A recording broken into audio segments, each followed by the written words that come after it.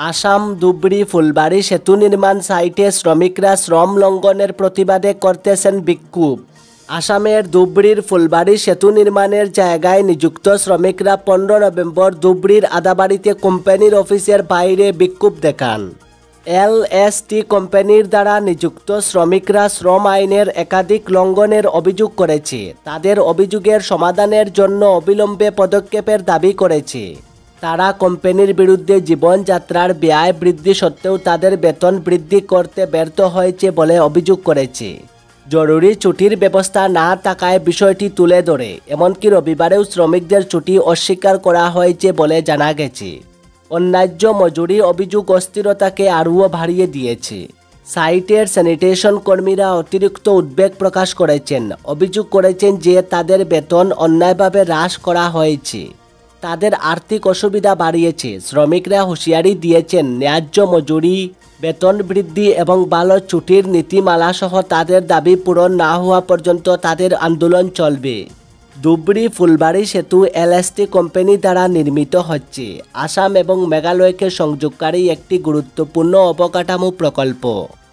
তবে এই শ্রমিক অসন্তোষ উচ্চবিলাসী প্রকল্পের অগ্রগতির উপর ছায়া ফেলেছে। আসাম রংজুলিতে সড়ক দুর্ঘটনায় 3 জন নিহত ও বেশ কয়েকজন আহত। রংজুলি থানার অন্তর্গত দুশিমারা এলাকায় একটি ফোর্ড এসপায়ার গাড়ির সাথে একটি টাটা আল্ট্রা বাসের মুখোমুখি সংঘর্ষে 3 জন প্রাণ হারায় এবং আরও কয়েকজন আহত হয়। প্রত্যক্ষদর্শীদের মতে AS25FC 3514 রেজিস্ট্রেশন নম্বর সহ টাটা আল্ট্রা বাসটি গোয়ালপাড়া থেকে গুয়াহাটির দিকে যাচ্ছিল, যখন বিপরীত দিক থেকে আসা ফোর্ড এসপায়ার AS01DL7799 এর সাথে সংঘর্ষ হয়। আঘাত গুরুতর ছিল, তাৎক্ষণিক প্রাণহানি ঘটায়। নিহতরা হলেন মিনারাবার 43 বছরের মঞ্জু রায়, 55 বছরের এবং মিনারাবার ছেলে 14 বছর বয়সী কৃত রায়। সবাই দুদুইনের বাসিন্দা। ঘটনাস্থলেই তাদের মৃত ঘোষণা করা হয়। সংঘর্ষে বাসে থাকা বেশ কয়েকজন যাত্রী আহত হয়েছেন। খবর পেয়ে রংজুলি থানা পুলিশ ঘটনাস্থলে পৌঁছে মরদেহ উদ্ধার করে আহতদের তাৎক্ষণিক চিকিৎসার জন্য রংজুলি হাসপাতালে পাঠায়। মৃতদেহ ময়নাতদন্তের জন্য গোয়ালপাড়া সিভিল হাসপাতালে পাঠানো হয়েছে।